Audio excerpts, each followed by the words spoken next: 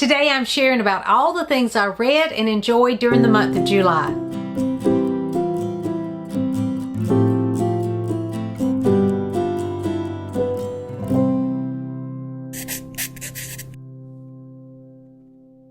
Hey there, it's Mitzi. Welcome to my channel. So today I wanted to talk about the things that I read in July, as well as some other wonderful things that happened during the month of July as well. But first, before I talk about a summary of all the things I read, I do want to mention two books I finished right at the end of July. And so I haven't talked about these on my channel yet. But the first one is The Last Lifeboat by Hazel Gaynor. This was a pre-order for me. So I am using this on the Summer Book Bingo. I am participating in Summer Book Bingo, and it's throughout the month of August. There's still time for you to get a bingo if you want to participate. But this one I used for most recent purchase. Now, if you follow my channel, you know that I buy books all the time. But most of the books I buy, almost 95% of the books I buy, are from thrift stores and things like that, because I read a lot of classics and old books. I just like vintage books. But there are a few of the writers today that I enjoy their writing, like Hazel Gaynor. And so when I see those coming out, I'm always tempted to pick those up. So I was tempted by this beautiful cover. The premise sounded great, and so I pre-ordered it. So I'm using this as my most recent purchase, since I did pre-order this and it was just recently published, you know, last month or so. This book was okay for me. I enjoyed the reading of this one, but I think I overhyped it myself. I was thinking that this was going to be, well, I don't know. I don't know what I thought this was going to be. But it is two different perspectives in 1940. There's one girl that she was a school teacher. She wants to, you know, do her part during the war. And she decides to escort some children to Canada on a ship. They're going to evacuate these children and try to keep them safe during the war. And so she's going to be their escort to get them safely to Canada. So she has these children on this ship, and they're headed to Canada. The other perspective is another lady who is the mother of two of the children who were going to be evacuated. And she's lost her husband in the war. There is, you know, a whole story behind, you know, backstory behind both of them. And then they come together because two of the children are on the ship. There is an attack on the ship. It is bombed. The ship is bombed, and they are on a lifeboat. Most people are, you know, drowned. They don't survive the attack, and they have this one little lifeboat out in the middle of the ocean, and this, you know, lady who is their escort is with them, and they're trying to survive. That sounds very interesting, and it actually happened. This is based on that event. Unfortunately, it's loosely based on that event. Everyone else in the story is made up. There are a couple of people who represent, like the escort, she represents someone, but it's not her true story. And then there was a man on the lifeboat, one of the crew of the ship, that's helping. And, you know, there's a little bit about him from the real person that he is representing in the story. But that's about it. Everything else is entirely fiction. And I'm okay with that, but I just didn't connect with anyone in the story. I didn't connect with either of the point of view characters that we were, you know, getting their take on what was going on during this time. There wasn't a lot about the children. I wanted it to be, I guess, more of the children's perspective. And I know this is adult, so I guess they wouldn't go that route.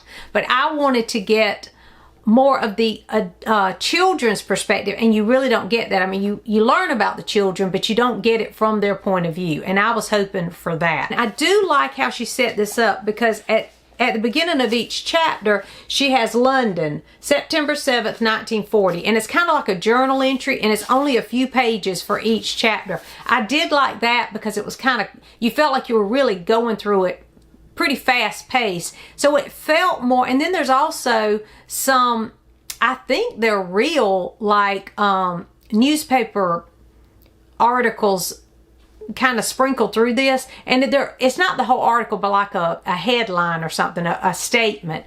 So I'm assuming those were really from that time. But that added a big interest to me because I like epistolary and, things like diary entries and journal entries. I love those kind of books. And the last one I read by Hazel Gaynor was in that format. It was epistolary and I loved it.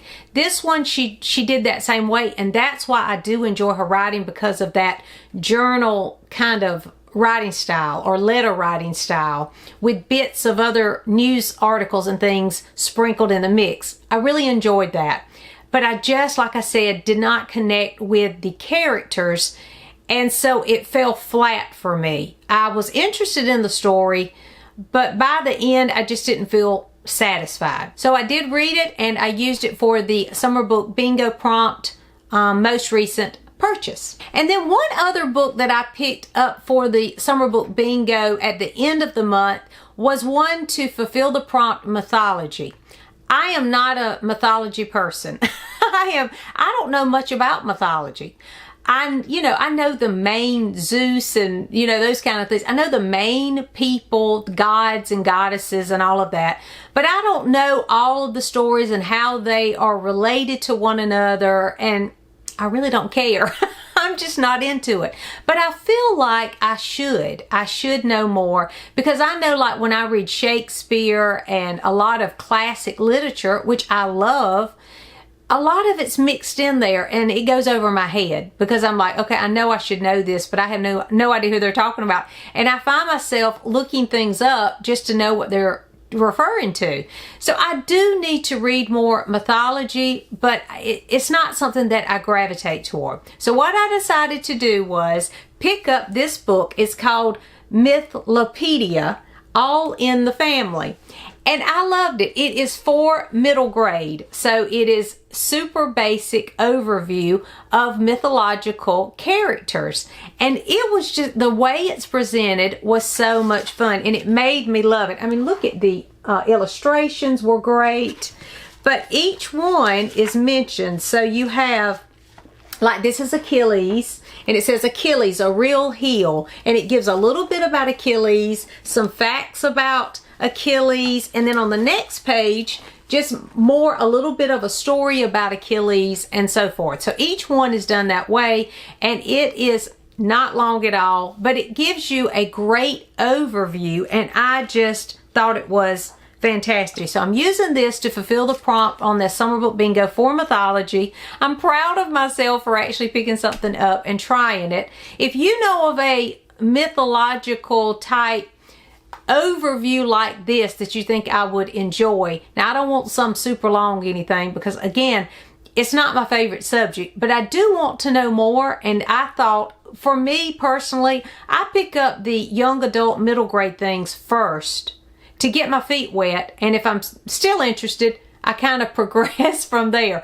It's just, I guess, the school teacher in me, because I taught elementary school. That's just the way my brain works. So I did enjoy this. If you know of one that you think I would enjoy, let me know in the comments. But this was a nice surprise, and I checked this out from my library. Okay, so that was the last 2 books that I read in July. So that means I read 15 books in July.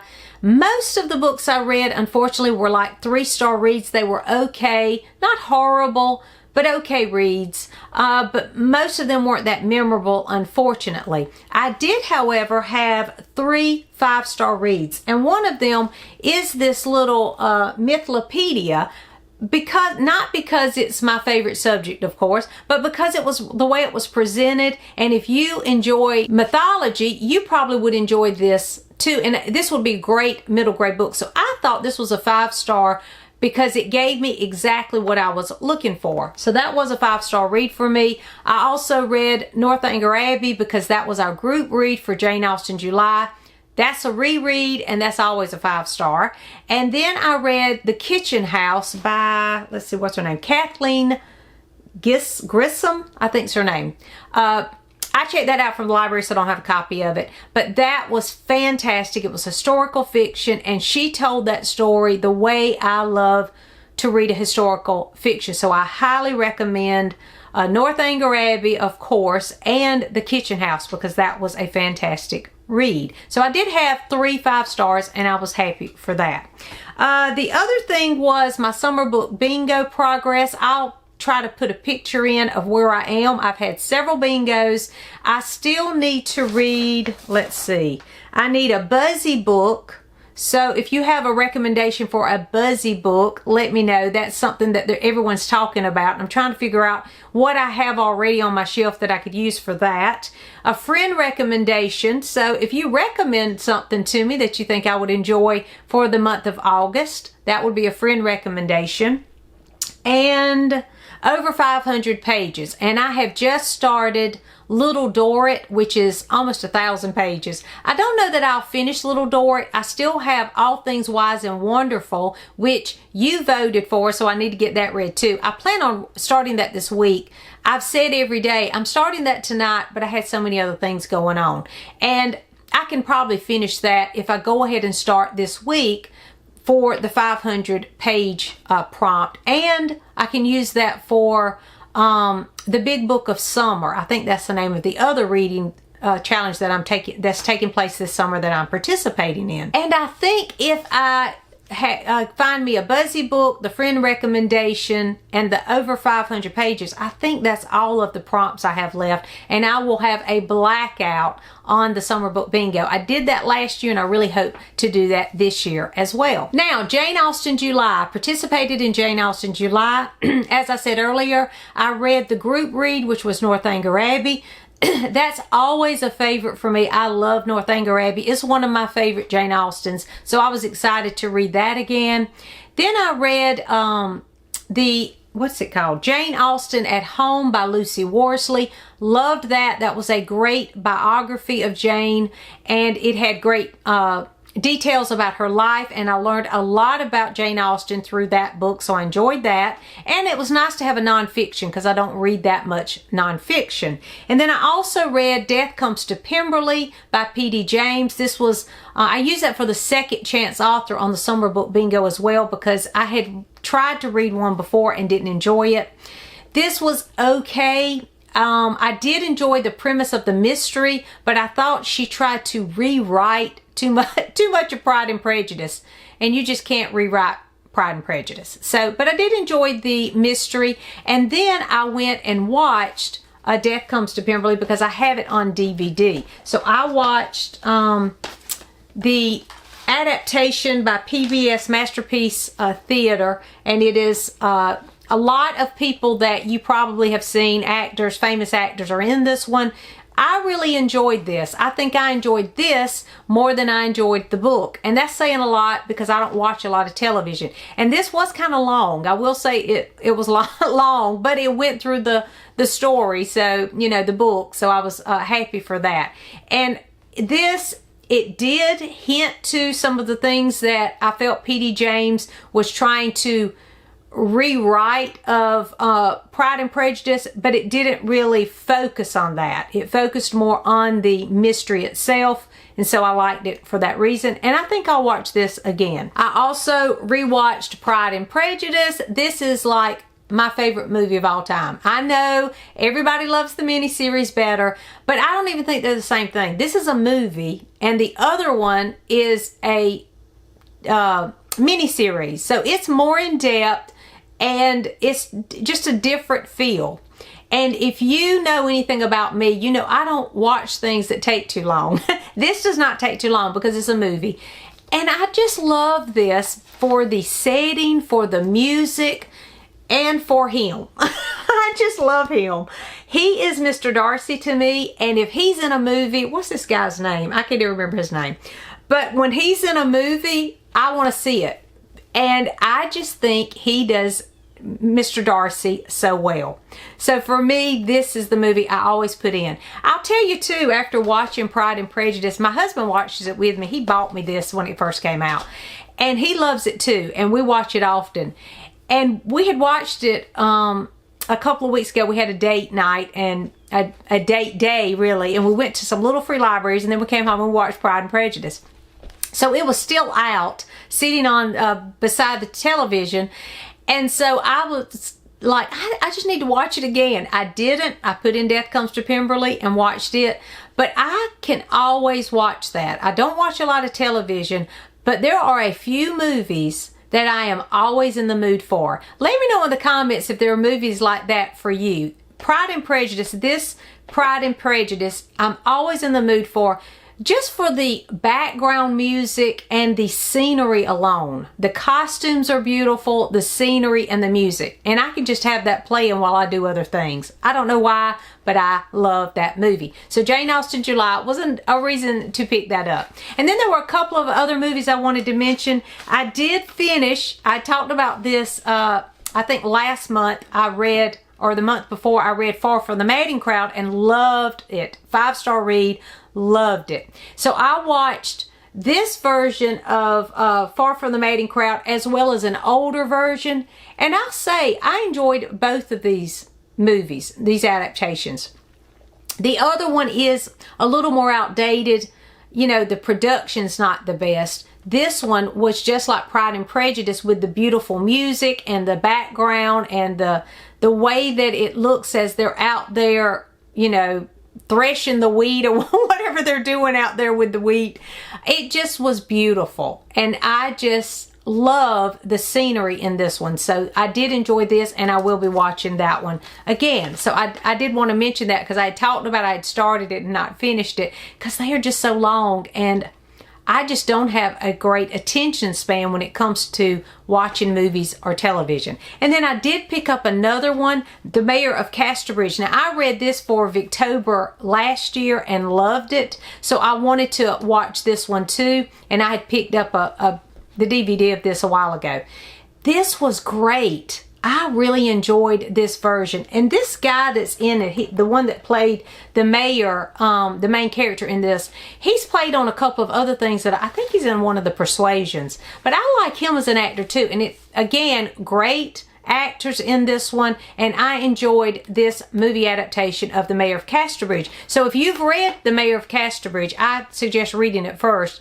Then I suggest trying to find this movie adaptation and trying it too, because I did enjoy that. And this is coming from someone who doesn't watch a lot of movies or television. I was proud of myself though, because I finished Far From the Mating Crowd. I watched Pride and Prejudice, Death Comes to Pemberley, and The Mayor of Casterbridge. Four in July. And I'm proud of myself for doing that. Now, I'm also participating in the Read Your Bookshelf Challenge. And for the month of July, I was to read, I can't remember what the prompt was, but for the prompt, I used Mary Stewart's This Rough Magic. And I enjoyed that. It was a great summer book because it's in Corfu and she swims with the dolphins. I mean, you know, that's perfect for the summer. And I like the mystery behind it. And it's a Gothic suspense type book. So for August, I am to read for the Read Your Bookshelf Challenge one that is the same genre as what I read in July. So I'm going to pick up another Gothic suspense, which I'm not sad about because that's like my favorite thing to read is Gothic suspense. I have a new book I just mentioned. It's not new, but it's new to me. One of you had mentioned to me to read the Dorothy Eden book, Winterwood. So that's probably what I'll read, but I also have another Victoria Holt I just picked up.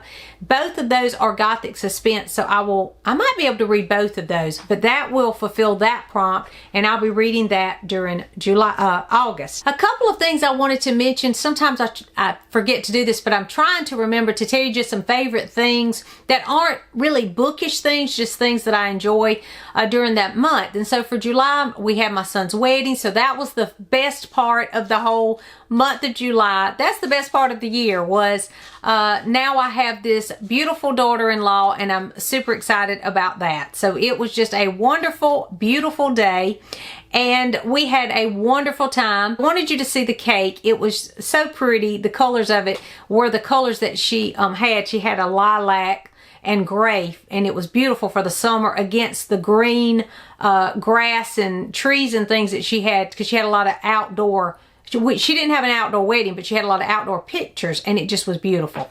But the cake was so good, and I'll tell you, I have cut out sugar. My son has been on this elimination diet, and I'm trying to support him by doing a lot of it too. So we have not been having any sugar, and I will say I'm sleeping better and feel great because I haven't had sugar. So that at first it was hard, but I'm I'm used to it now. But for the wedding, I did eat a slice of the cake, and it was delicious. She had, each layer was a different fresh fruit. Like there was a strawberry layer, a peach layer, a pineapple layer, and it was delicious. And the lady who made the cake, she goes to our church, and she is the sweetest lady in the world.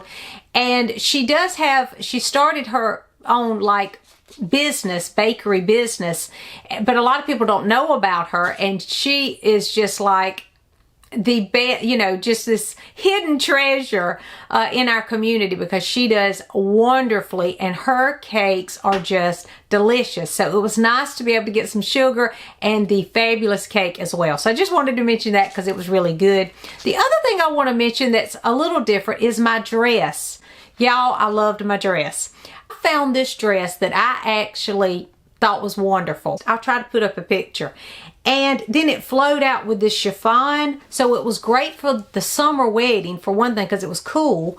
But it also, it hid those parts I didn't want to show and things. So if you're looking for a great dress for a wedding or some event where you have to really dress up for it, I'm going to leave a link to this dress. Now, I don't know how you're shaped or whatever, but for someone in her 50s, it was a great dress. And I just felt good in it. I loved it. I thought it was a beautiful color. I did navy blue because it went well with what they were wearing.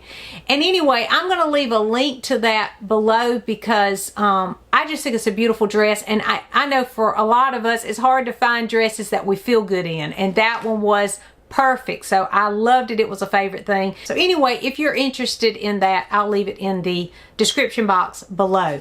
And then the other thing I wanted to mention, I mentioned this I think in my last book haul, was the Birds and Blooms magazine. And I picked up a bunch of these at a thrift store, and y'all, it's just perfect for me. And I just wanted to show the covers because these magazines have the most beautiful covers. This one is one from the fall of 2005, so they're old.